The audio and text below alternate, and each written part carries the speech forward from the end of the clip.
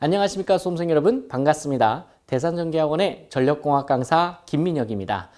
여러분들 전기공사 기사 필기 4회 시험 전력공학에 관한 기출문제 한번 풀어보도록 할게요. 여러분들 시험 보시느라 고생 많으셨습니다. 1번 문제인데요. 1번 문제는 여러분 보너스 문제네요. 네, 오프셋에 관한 내용이에요. 자, 정답은 간단하게 상하전선의 혼촉 방지 또는 상하전선의 단락 방지라고 하시면 되는데요. 요거 잠깐 이론을 한번 살펴볼게요. 철탑을 그려보면 수업 시간에 이렇게 그렸었죠. 자, 한쪽만 편의상 그려보도록 하겠습니다. 철탑이 있고 여러분 이것을 우리가 철탑의 암이라고 하죠. 이 철탑 암의 길이가 각각 같아요? 달라요? 예, 다릅니다. 이렇게 철탑 길이의 수평거리의 차이를 두어서 우리가 실질적으로 철탑을 만들지요. 그 이유가 뭡니까? 요 밑에 이렇게 전선이 달려 있어요. 이렇게 전선이 달려 있어요. 이렇게 전선이 달려 있는데 여러분 바람이 불어요. 특히 태풍이 분다라고 생각을 하세요. 그럼 전선이 왔다 갔다 합니다. 전선이 왔다 갔다 해요. 그러다가 여러분 이 전선이 상하 전선이 혼촉될 수가 있겠죠. 단락될 수가 있겠죠. 매우 위험합니다. 그래서 절대 위아래 전선이 붙지 않게끔 단락되지 않게끔 충분한 이격거리를 줍니다. 이것을 우리가 오프셋이라고 이야기를 했던 거죠. 예, 간단하게 정답 4번으로 하고요. 다음 문제 넘어가도록 할게요. 이번에 2번 문제인데요. 2번 문제 역시 그렇게 어려운 문제는 아니었어요.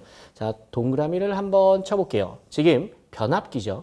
변압기는 여러분 회전기예요? 정지기예요? 네, 정지기죠. 가만히 있죠.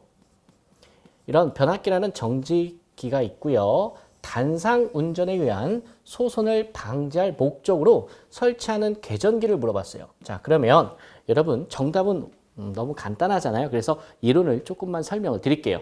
지금 변압기라는 정지기가 있는데 몇 쌍이래요? 네, 3쌍이라고 합니다. 그러면 여러분 RST 또는 L1, L2, L3가 있을 때 만약에 한 상이 탈락이 됐다고 할게요. 또는 하나가 고장이 났다라고 할게요. 그럼 나머지 상은 여러분 단상 운전이 되죠. 그럼 단상 운전이 되면 여러분 여기에 불평형 전류 또는 과전류가 흐를 수가 있습니다.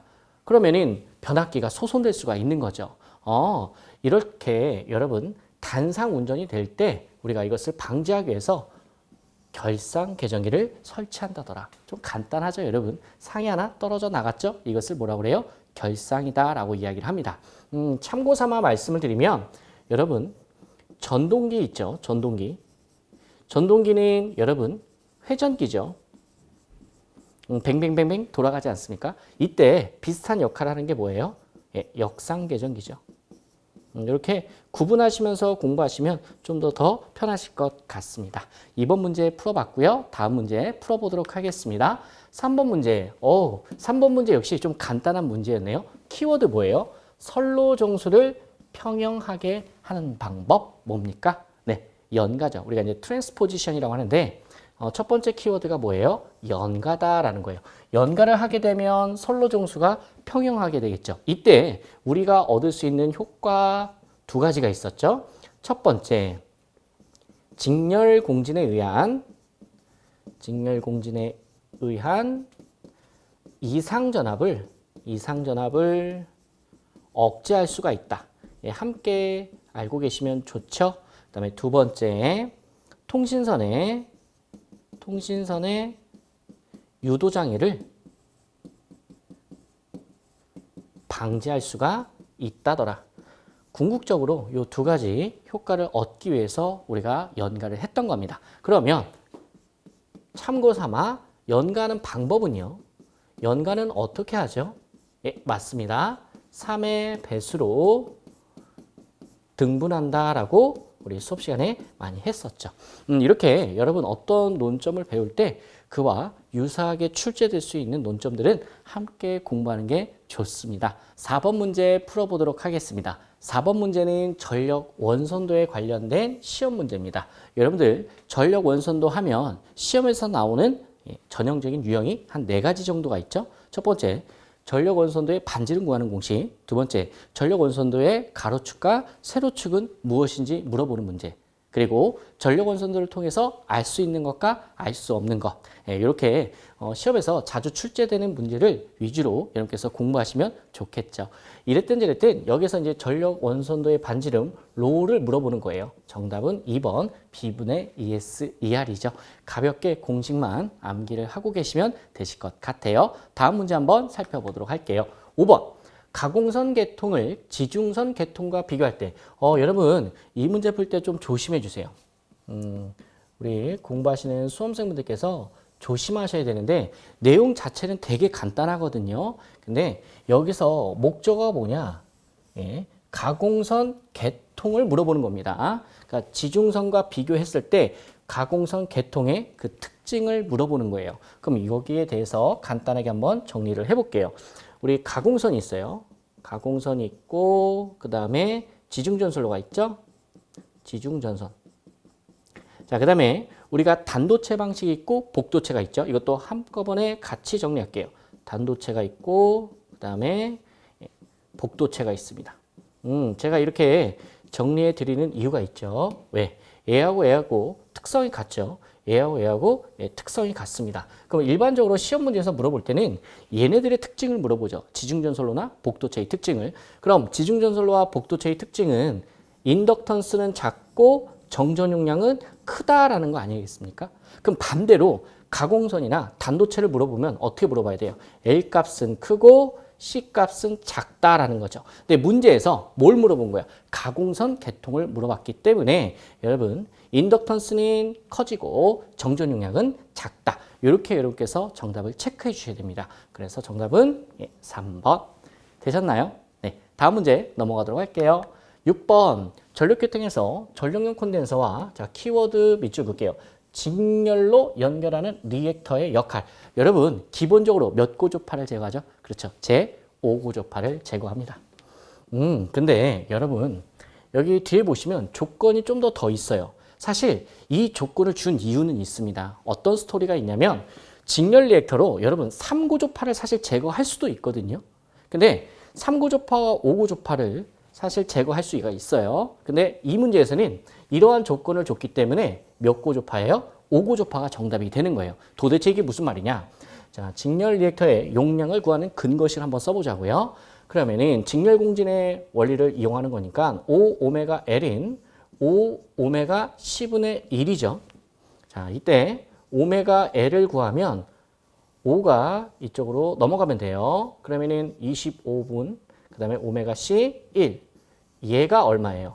0.04죠. 그래서 0.04 XC라고 하겠습니다. 그러면은 콘덴서 용량의 몇 프로짜리? 네, 4%짜리. 이론적으로 4%짜리를 달아주는 게 제 5구조파를 제거하는 거죠. 이해되셨나요? 만약에 이게 3구조파였으면 이 퍼센테이지가 달라지겠죠. 그래서 이론적으로 뭐 11% 또는 실무적으로 뭐 13% 단다. 그러면 그때는 정답이 3구조파예요. 네, 일반적으로 4%짜리는 몇 구조파? 5구조파로 가야 정확한 정답이 되겠죠. 이해되셨나요? 다음 문제 한번 또 살펴보도록 하겠습니다.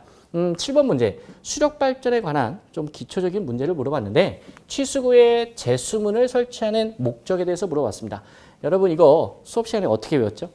물을 제어한다, 즉 유량을 제어한다. 정답 4번, 유량을 조정하기 위한 도어다. 이렇게 생각을 해주셔라 라고 말씀을 드렸었습니다. 다음 문제 한번 살펴보도록 할게요.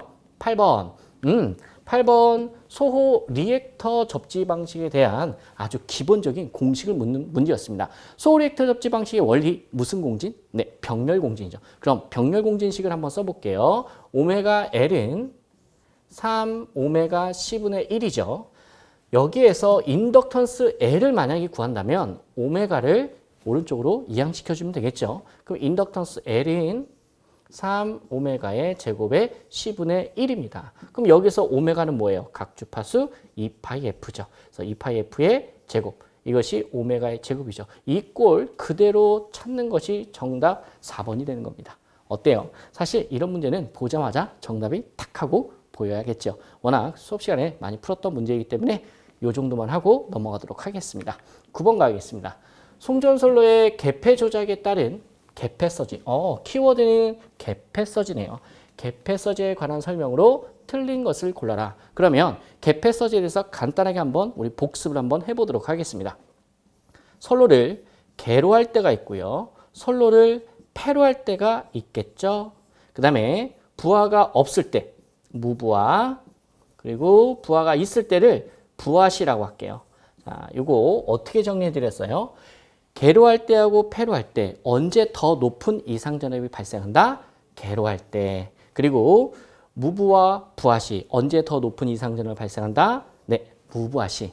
그러면 가장 높은 이상전압이 발생할 때는 사람을 개무시하면 안 된다고 그랬었죠? 그래서 무부하에 흐르는 충전 전류를 개로 할 때 또는 차단할 때 이때 가장 높은 이상전압을 발생시킨다라고 이야기를 했었습니다. 이러한 내용을 가지고 문제 한번 살펴보도록 할게요. 회로를 투입할 때보다 개방할 때가 더 높은 이상전압이 발생한다. 맞는 말이죠. 자, 두 번째, 부하가 있는 회로를 개방하는 것보다 무부하 개방할 때가 더 높은 이상전압이 발생한다. 역시 맞는 얘기죠. 이상전압이 가장 큰 경우는 무부하란 말 나왔고 충전 전류를 차단할 때이다. 이것도 맞는 말입니다. 여기서 차단이라는 것은 여러분 차단기가 차단하는 것은 선로를 여는 거죠. 선로를 여는 거니까 개로다. 같은 말이에요. 그래서 3번 역시 맞는 말입니다. 정답은 여러분 4번인데요. 4번을 한번 체크를 하고 읽어보도록 할게요. 이상전압의 크기는 선로의 충전전류 파급값에 대한 배수로 나타내고 있다. 이런 말 저도 처음 들어봐요. 그냥 아무거나 집어넣은 거죠. 그래서 정답은 4번이고요. 이거를 굳이 옳은 말로 바꾼다면 이렇게 표현해야 돼요. 이상전압의 크기는 상규 대지전압의 몇 배로 나타내고 있다. 이렇게 표현을 하면 맞는 표현입니다. 이해되셨나요? 자, 다음 문제 한번 풀어보도록 하겠습니다. 10번 갈게요. 10번 아주 간단한 계산 문제인데요. 특성 임피던스를 물어보는 문제입니다. 우리가 특성 임피던스 또는 파동 임피던스라고 하는데 공식 한번 쓰고 시작해 보도록 할게요.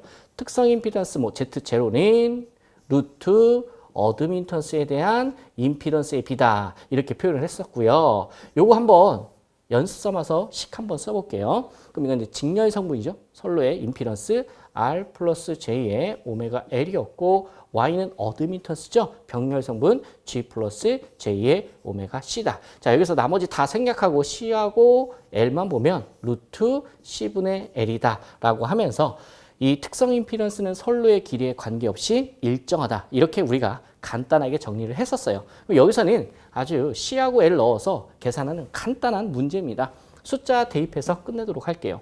그러면은 루트하고 L 값, 인덕턴스 얼마 줬어요? 1.8 밀리헬리. 그럼 1.8에 곱하기 10에 마이너스 3승하시면 되고요. 그 다음에 정전 용량 0.005를 줬네요. 곱하기 10에 마이너스 6승.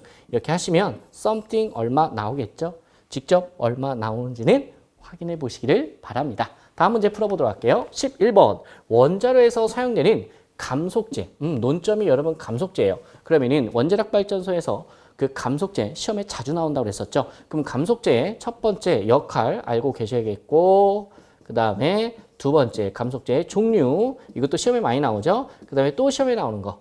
감속제의 구비 조건이 또 시험에 많이 나오죠. 그래서 감속제는 기본적으로 요 세 가지 공부하시고 시험장에 가시면 어지간한 문제는 다 맞출 수 있다고 했었어요. 그럼 여기에서 지금 이 시험 문제는 이 구비 조건에 대해서 물어보는 겁니다. 그럼 그 구비 조건 한번 찾아보도록 할게요. 지금 틀린 것을 물어봤습니다. 일단 기본적으로 여러분 감속제는요. 고속 중성자를 열 중성자로 떨어뜨리는 거 아니겠습니까? 즉 고속을 저속으로 낮춰주는 거니까 여러분 기본적으로 어떻게 해야 되냐? 감속능 및 감속비가 클 것. 즉 감속제니까 감속시키는 능력이 커야 된다. 이런 의미 아주 쉽게 맞출 수가 있고요. 중성자 흡수가 적어야 된다라는 거고요. 맞는 얘기고 중성자 에너지를 빨리 감속시킬 수 있을 것. 이건 보편타당한 이야기겠죠. 그러면은 정답은 이제 3번인데 우리가 수업 시간에 공부를 할 때 원자량이 커야 된다고 그랬어요? 작아야 된다고 했어요?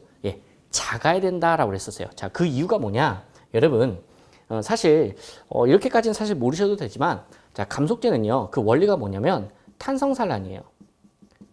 산란을 일으켜가지고 속도를 떨어뜨린다 이런 얘기입니다. 그러면은 얘가 잘 산란이 되려면 여러분 가벼워야 돼요.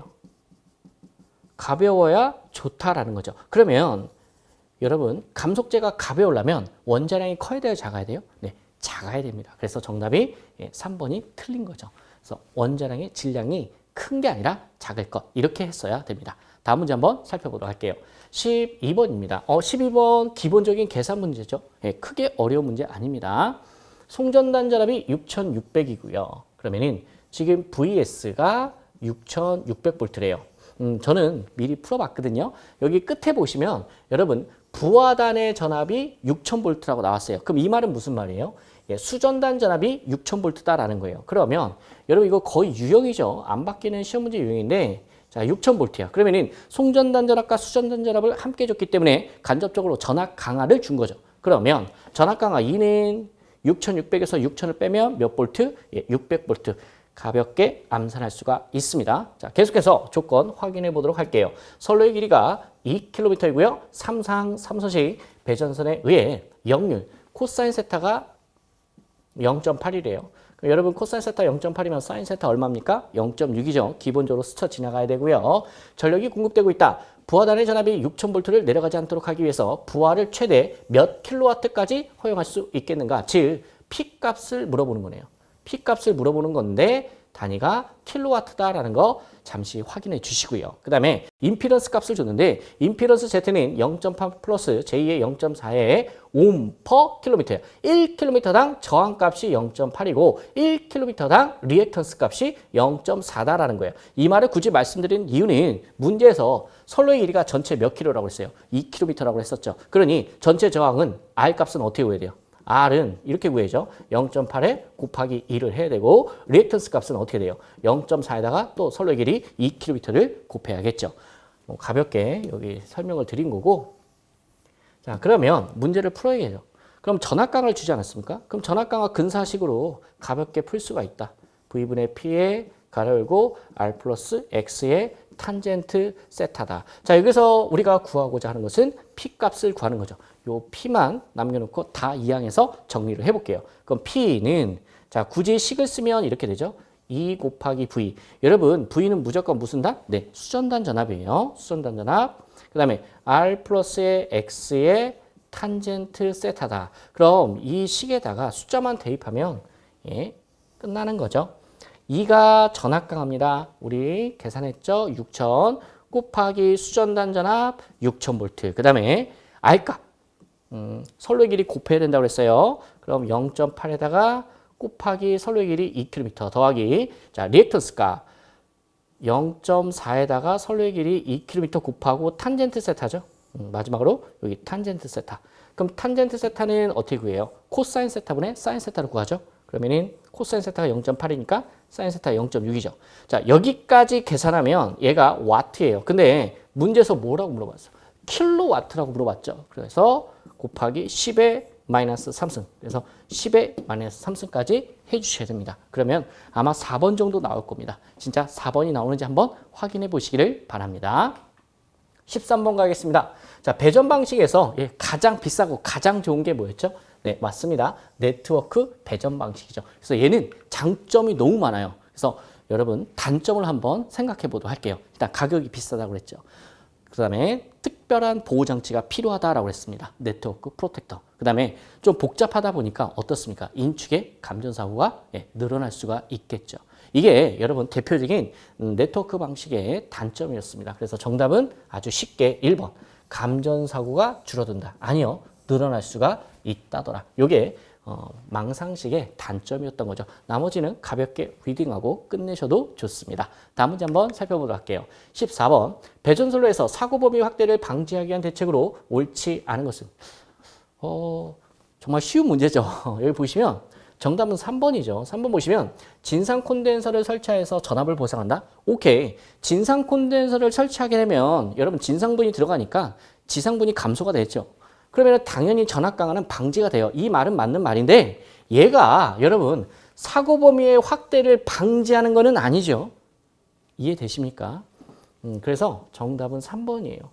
이거는 어떻게 더 설명할 건덕지가 별로 없는 것 같습니다. 다음 문제 살펴보도록 할게요. 15번. 수변절 설비에서 변압기 1차 측에 변압기 1차 측이면 일반적으로 이제 고압 또는 이제 특고압 측을 얘기하는 건데 무슨 말이냐면 변압기가 있어요. 그러면은 일반적으로 1차 측이 뭐 투투라인이다 이런 얘기죠. 그리고 뭐 2차 측은 뭐 380에 뭐 220V 이렇게 한번 써볼게요. 그러면은 1차 측에 우리가 차단기 이렇게 설치하지 않습니까? 이런 식으로 서킷 브레이커. 그래서 우리가 아파트 빌딩 공장에서는 V12를 많이 쓴다고 했었죠. 이 차단기, 요 차단기의 전격 차단 용량은 무엇을 기준합니까? 그렇죠. 단락 용량. 왜요? 삼성 단락사고시의 크기가 가장 크기 때문에 단락 용량을 기준해서 차단기의 전격 차단 용량을 선정하게 되면 가장 경제적이면서 안전하게 우리가 차단기 용량을 결정할 수 있다라고 했었죠. 그러면서 여러분 5장에서 고장 계산 파트에서 열심히 배웠던 거죠. 단락 전류도 계산하고 단락 용량도 계산해 봤던 거죠. 정답은 3번이 되겠습니다. 다음 문제 가도록 하겠습니다. 16번. 여러분 16번 완전 노가다 계산 문제죠. 각 수용가에 수용 설비 용량이 쭈르륵 이렇게 있대요. 그리고 수용률도 쭈르륵 있대요.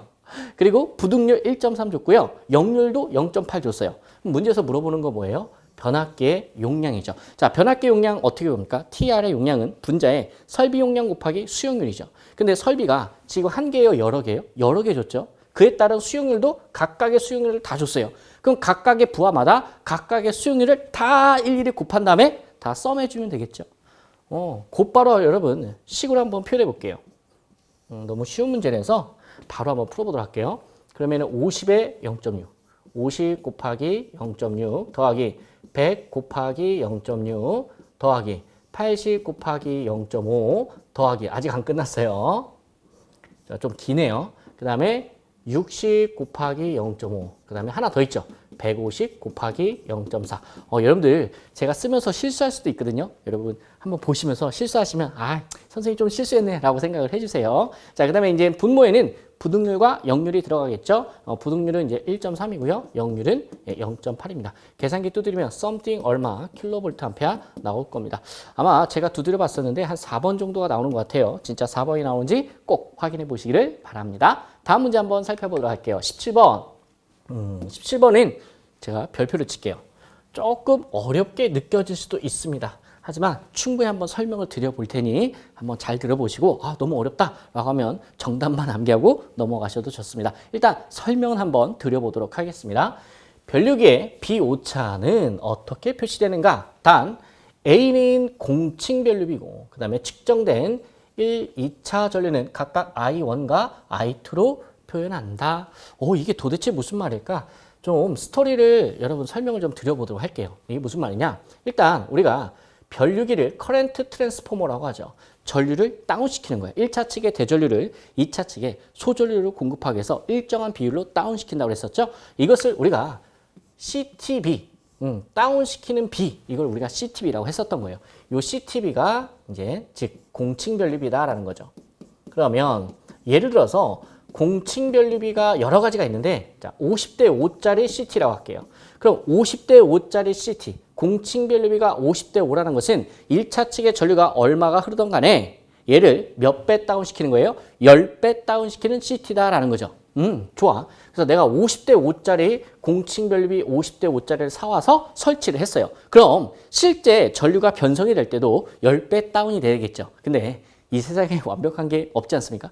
여러분 오차가 날 수도 있겠죠. 사실 10배 다운돼야 되는데 뭐 10.2배가 다운될 수도 있고 또는 뭐 11배가 다운될 수도 있고 예를 들어서 그러면 공칭 변류비와 무슨 변류비가 실제 변류비가 차이가 날 수가 있다 이거예요. 그게 여러분 개념적으로 뭐예요? 오차 아니겠습니까? 근데 그거를 비, 레이쇼예요. 비율로 나타내라 이거예요. 그럼 비율로 나타낼 때 그 기준이 누가 되냐? 자, 기준이 누가 되는 거냐? 얘가 기준이 되는 거예요. 실제 변류비. 그래서 나누기 실제 변류비. 요렇게. 요거를 우리가 비오차라고 합니다. 변류기의 비오차. 요게 비오차에 대한 정의입니다. 그러면 자, 공칭 변류비를 여기서 문자 A로 나타냈어요. 오케이? 자, A 써주면 되겠죠? 빼기. 자, 실제 변류비. 실제 변류비 우리가 I2, I1 이렇게 I1 하고 I2 이렇게 표현하죠. I2는 이제 2차 측 전류고 I1은 1차 측 전류죠. 그러면 I2분의 I1 그다음에 I2분의 I1. 네, 식이 이렇게 되는 거예요. 근데 여러분 식을 보시면 지금 분자하고 분모를 보면 분수꼴로 또 되어 있잖아요. 그럼 보기 좋아요, 안 좋아요? 안 좋죠. 그래서 보기 예쁘게 제가 I2를 분자 분모에 곱해 볼게요. 이런 식으로. 자, 그러면은 여러분 약분이 되게 생겼죠? 딱 봐도. 자, 그러면은 얘랑 약분이 되겠죠? 그럼 분모는 뭐만 남아? I1만 남겠죠? 그리고 얘랑 약분이 돼서 여기는 I1만 남고 I2가 이 짝으로 곱해주면 AI2가 되는 거죠. 그럼 AI2 마이너스 I1 나누기 I1이죠. 그거 찾으면 정답 1번입니다. 예, 이런 식으로 여러분 문제를 풀 수가 있습니다. 다음 문제 한번 살펴보도록 할게요. 18번입니다. 이것도 좀 기본적인 문제죠. 전압을 N배 승합하면 전압 강화율과 전력 손실은 어떻게 되겠는가? 정답은 4번. 전압의 제곱의 반비례, 전압의 제곱의 반비례다. 자, 연습하는 차원에서 공식 한번 써보도록 할게요. 먼저 전압 강화율 델타는 어떻게 쓰죠? V의 제곱분의 P의 가로 열고 R 플러스 X의 탄젠트 세타다. 그러면 이 식에서 전압 강화율과 전압을 보면 전압의 제곱에 반비례한다라는 것을 알 수가 있고요. 그 다음에 파워로스, 전력 손실 볼게요. 전력 손실 여러분께서 잘 알고 계시는 공식 V제곱 곱하기 코사인 제곱 세타의 P의 제곱의 R이죠. 이게 전력 손실 기본적으로 구하는 공식인데 전력 손실과 전압과의 관계 역시 제곱의 반비례죠. 그래서 파워로스 역시 전압의 제곱의 반비례다. 그래서 N제곱분의 1이 되는 거죠. 각각이. 이해되셨나요? 자, 시험 문제 유형이 이거 말고 이런 게 있죠. 전압 강화율을 물어본 게 아니라 전압 강화를 물어볼 때가 있어요. 전압 강화. 이때하고 좀 비교해 주세요. 전압 강화를 물어봤다면 전압 강화는 뭐예요? V분의 1이죠. 왜? 여기서 요 제곱 빠지지 않습니까? 이해되시죠? 자, 이 정도 해서 간단하게 정답 4번 체크하고요. 예, 마지막 문제. 마지막은 아니네요. 자, 19번 문제 한번 풀어보도록 하겠습니다. 19번 문제는 카르노 사이클의 이론 열효를 구하는 문제네요. 그럼 여러분 카르노 사이클은 건 뭐예요? 네, 이론적인 사이클이죠. 그렇기 때문에 매우 효율이 높게 나오게 돼요. 실제는 절대 이렇게 높게 나오지 않습니다. 그럼 카르노 사이클의 이론 열효를 구하는 공식 2타는 1-T1분의 T2죠. 고온, 저온. 그럼 요 T는 여러분 절대 온도입니다. 그럼 이 식에 숫자 한번 대입해 볼게요. 대입하면 1-T1 고열은 540도. 그럼 540도 플러스 절대 온도로 바꿔주기 위해서 273 더해주면 되겠죠. 얘는 섭씨 온도잖아요. 그렇죠? 그 다음에 이제 분자의 저온. 자, 30 플러스 273. 요게 이제 효율을 구하는 거죠. 근데 퍼센트로 물어봤단 말이에요. 그래서 여기에다가 곱하기 100을 하면 이제 퍼센트법으로 바뀝니다. 그럼 대략 얼마가 나오냐? 4번이 나옵니다. 아주 간단한 문제죠. 다음 문제 풀어보도록 할게요. 이제 진짜 마지막 문제네요. 자, 복도체를 사용하는 논점이 지금 복도체예요. 복도체를 사용하는 가공전솔에서 소도체 사이의 간격을 유지하여 소도체 간의 꼬임 현상이나 충돌 현상을 방지하기 위하여 설치하는 것은 쉽네요. 정답 3번 스페이서. 여러분들 이거 스페이서 배울 때 우리가 어떻게 배웠어요? 지금 소도체가 이렇게 있어요. 두 개가 있다고 할게요. 그럼 이도체 방식이죠. 우리나라 154 송전솔에서 사용하는 이도체 방식인데 일시적으로 아주 큰 전류가 흘렀다고 할게요. 아주 큰 전류가 이렇게 같은 방향으로 흐르게 되면 얘와 얘 사이에 어떤 힘이 작용한다고 그랬어요? 맞습니다. 흡인력. 그럼 그 흡인력으로 인해서 전선이 어떻게 될 수 있어요? 충돌할 수가 있겠죠. 그래서 이 충돌 때문에 여러분 전선이 손상될 수가 있어요. 그럼 손상되지 않게 위해서 얘하고 얘 사이에 짝대기를 갖다 붙이죠.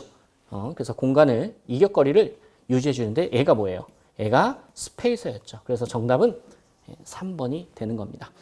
다른 보기들을 한번 살펴보면 아마로드 전선을 보강해 주죠. 그래서 이 전선의 진동 때문에 생기는 전선의 단선 사고를 우리가 방지해 주는 거였습니다. 댐퍼 이거 역시 전선의 진동 방지고요. 아킹호는요. 일선 지락사 시 어떤 지락사고 또는 여러분 낙뢰죠. 쉽게 말하면 낙뢰로 인해서 애자가 파손될 수가 있어요. 그렇죠? 그때 이 애자를 보호하기 위해서 아킹인, 아킹온, 초호환, 초호각, 소호환, 소호각을 설치한다고 했었고 또 다른 역할은 전압분담을 균일하게 해준다라는 역할도 있었다더라. 자, 이랬든 저랬든 한번 가볍게 한번 살펴보았습니다. 자, 여기까지가 전기공사기사 4회 기출문제였고요. 여러분들 고생 많으셨습니다. 여러분들의 건승을 기원하면서 이것으로 마치도록 하겠습니다. 감사합니다. 수험생 여러분 고생 많으셨습니다.